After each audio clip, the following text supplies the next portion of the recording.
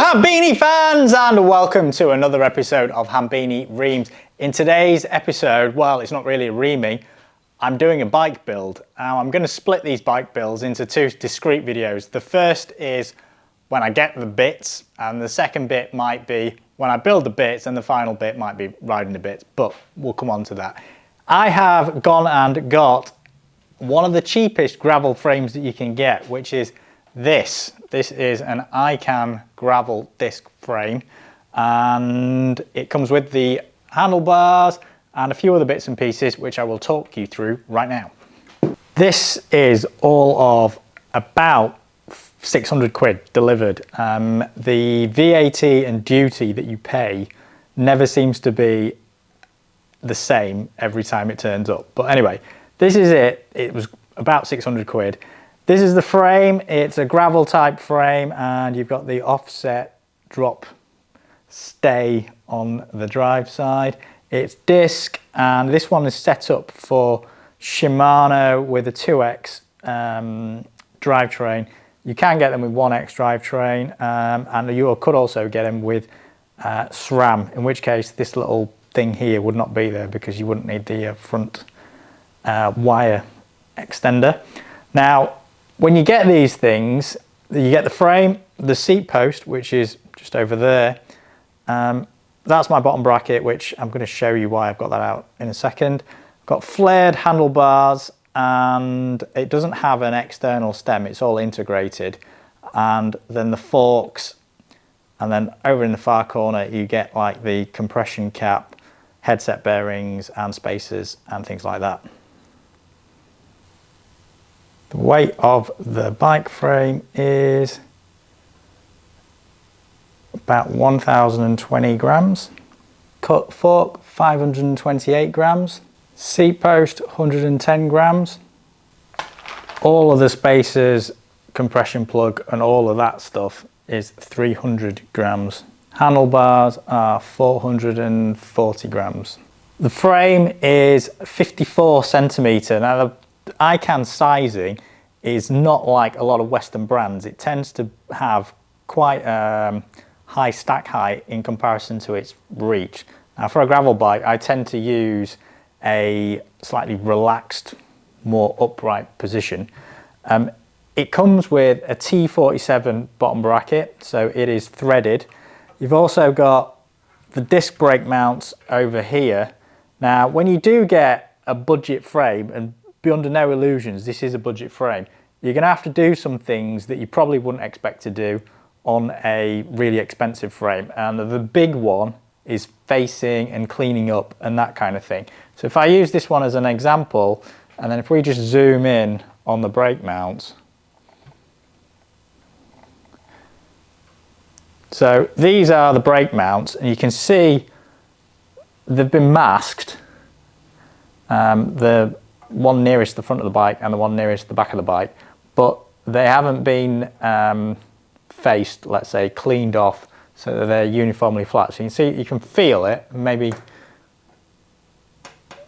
it's just like a little notch where the paint is, so that needs to be tidied up. And they've done the same thing on the back. I'll just get that in focus. Again, you can see the masking, which is like elliptical masking tape that's gone round, but it's not been faced.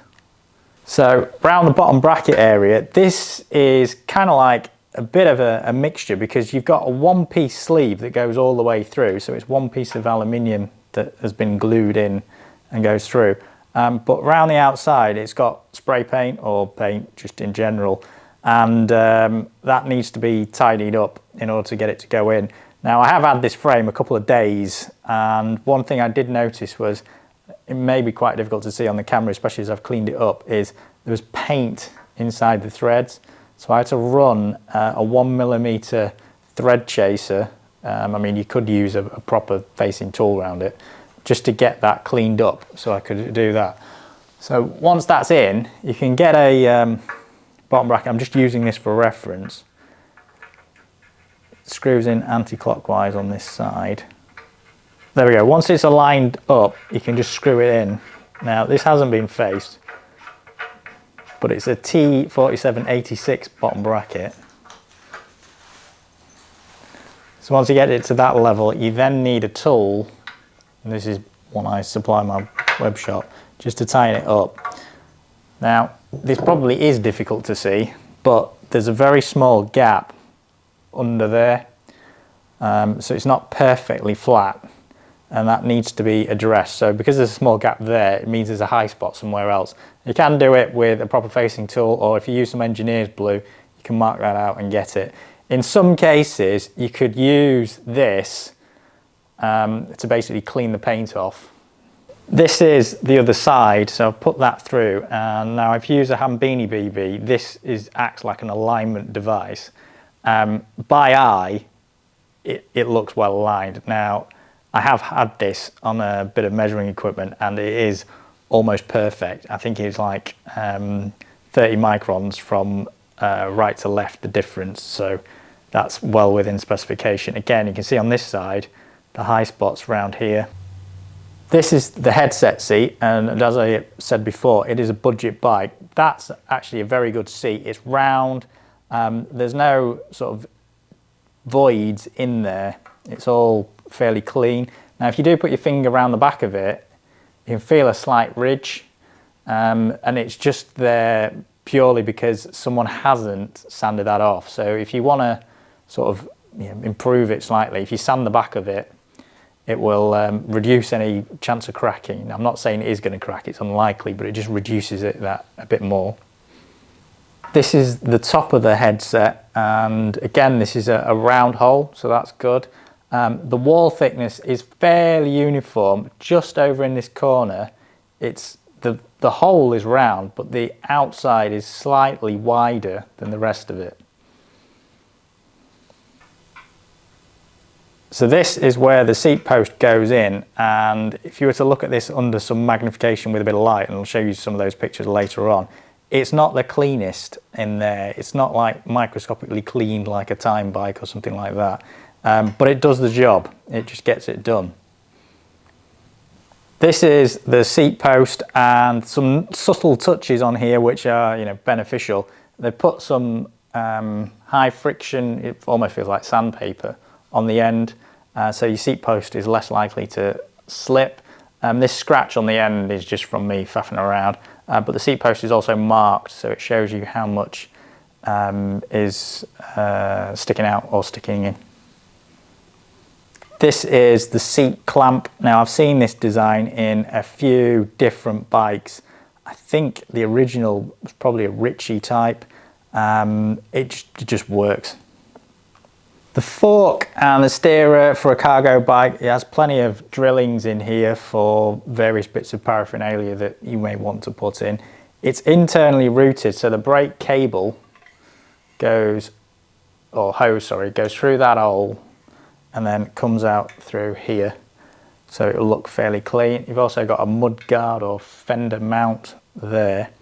One of the trends that a lot of modern bike frames or contemporary frames are going through is a blind hole on this side. So the drive side tends to just have nothing there, so you see carbon. This one doesn't have that. Now, I prefer that because if you ever get it stuck, it's much easier to get it out from this side with some additional force. So that's an aesthetic thing. Again, over here, these things, they've been masked but not been finished afterwards, and that's what you're really not paying for when you buy a budget frame. And it's the same thing on the brake mounts. You can see the aluminium insert that's gone in, and then the overspray that's come in, so there's a small lip. I mean, it's not the end of the world, I can sand that off no problem, but it's just there and something to be aware of. So this is into the steerer tube, and it's nice to see something that is round for once. No real issues there, it's uniform wall thickness all the way around.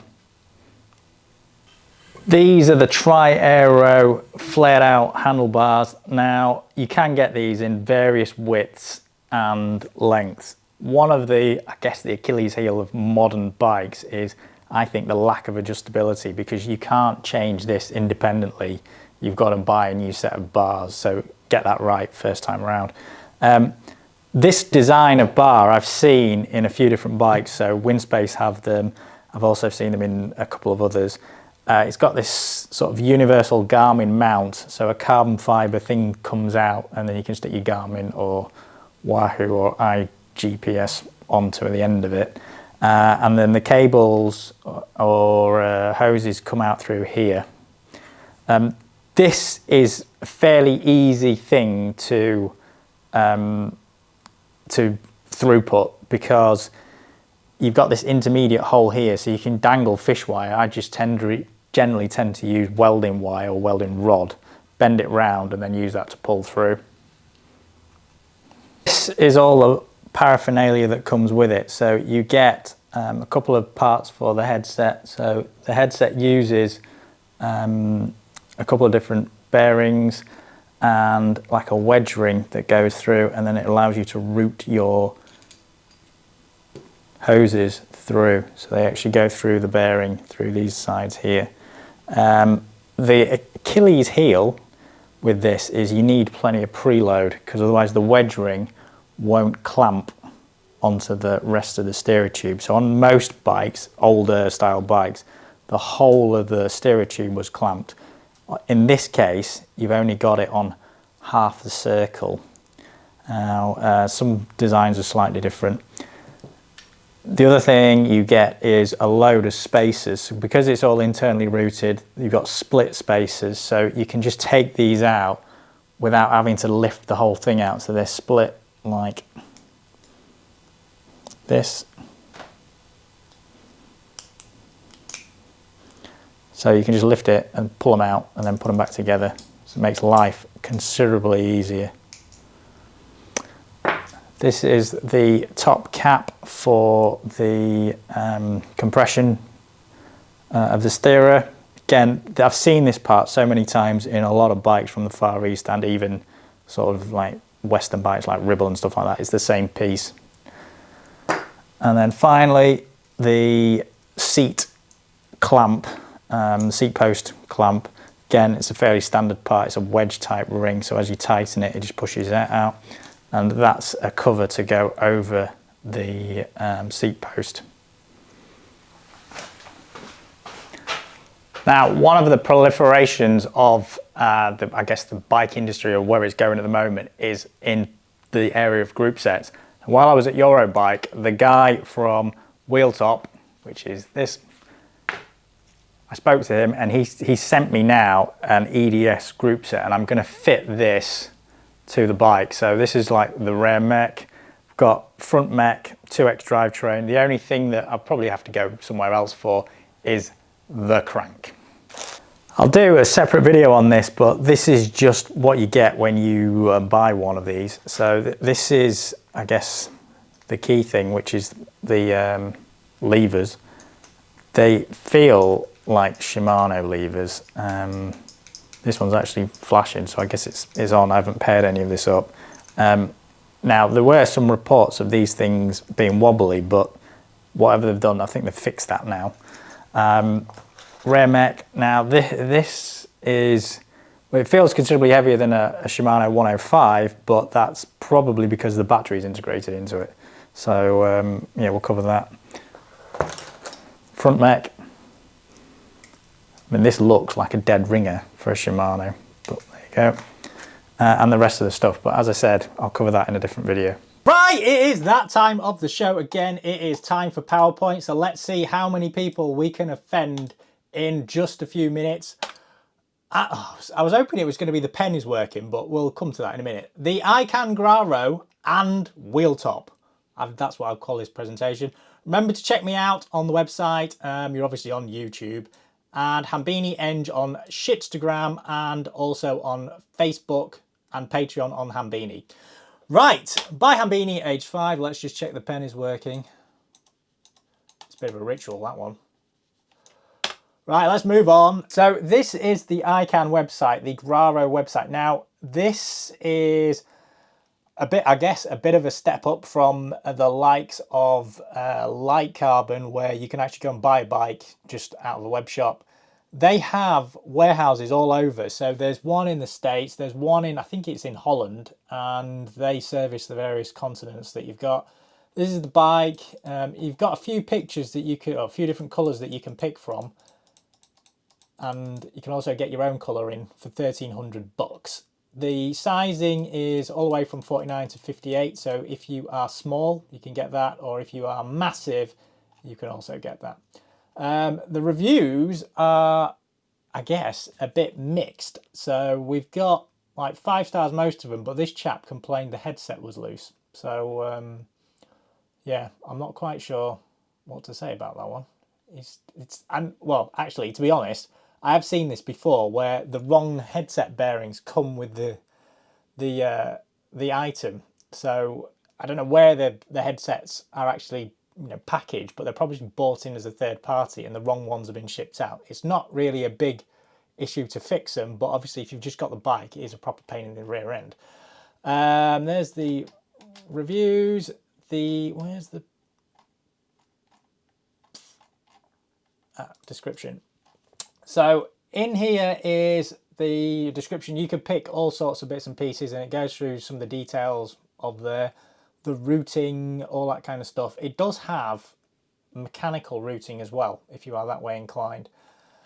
The Ican as a company are probably most famous for their wheels, and I think they've got generally a fairly good reputation for wheels that are of decent value, and it's something I certainly would consider. I did have an Ican road bike frame a couple of years ago on the channel, and that was good.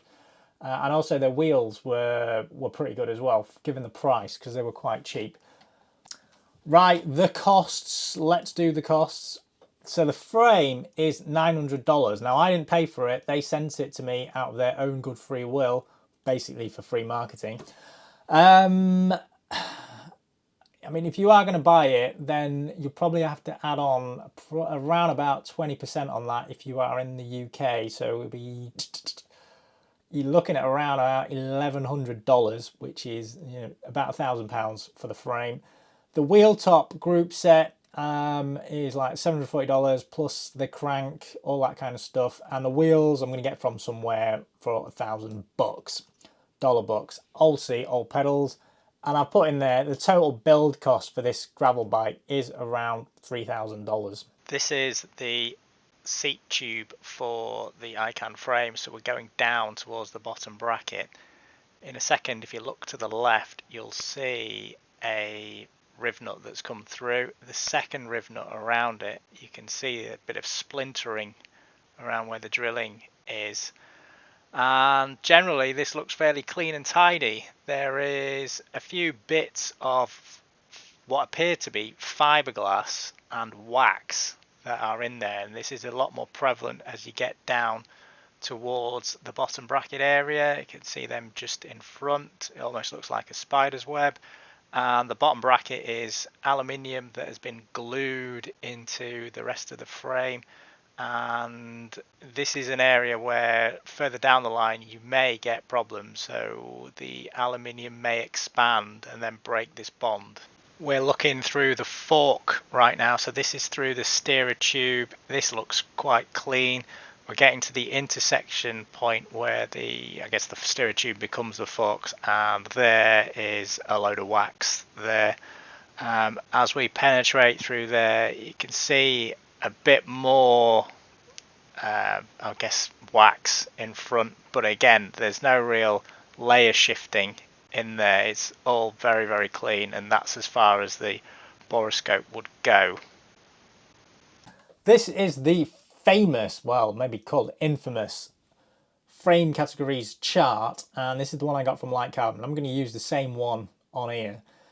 If you look at the, what we've seen so far, you'd probably say it was around about here, Z7, because of a few things that this doesn't have. First of all, if I go from the bottom up, this is how it came. So there's a foam wrapping box, there was no manual. Headset, seat post, handlebars are fairly standard. It's not keyed, so that's a discrepancy between the other one. It did come with a few bits, mounts and stuff like that. And then these ones are a bit difficult to, these ones are a bit difficult to discern without actually sanding it or knowing how it works, so we can't say much about that.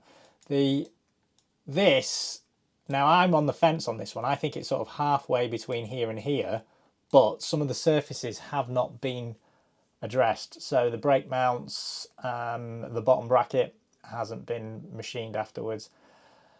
And then it wouldn't surprise me if every 50th frame was jig checked. I think that's a reasonable number, and based on that. And then, yeah, so I think it's basically in this category here. Right, the good bits. Right, it's cheap. Now that is a relative term, because nowadays these bikes from the Far East, when they go in direct to consumer, aren't as cheap as they once were, but it's still on the cheaper end of it.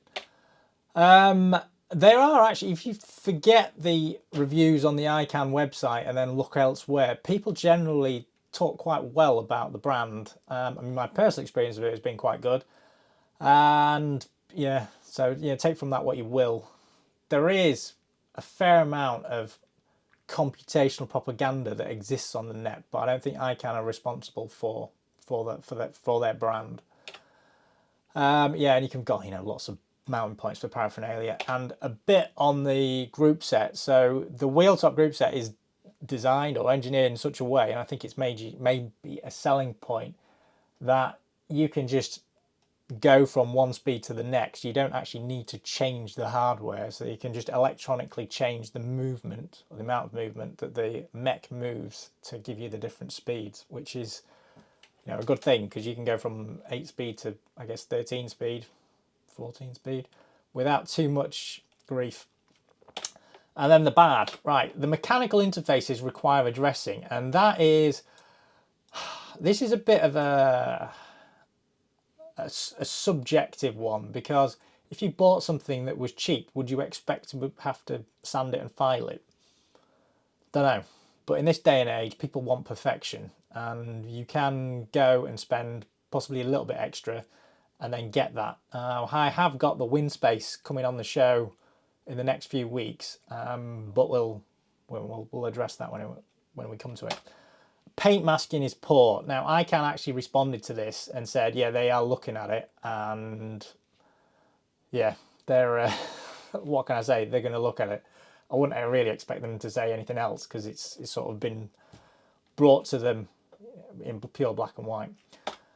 Questions and comments. If you go on the webpage, there'll be more stuff with more pictures, descriptions, all that kind of good stuff. Please comment and like and subscribe. So a lot of you do not subscribe, and it really would help the channel if you did subscribe, so that I can make the channel grow. And yeah, if you want to support the channel a bit more, I do have a Patreon with more, well, there's discount codes, there's also previews and exclusive content on there.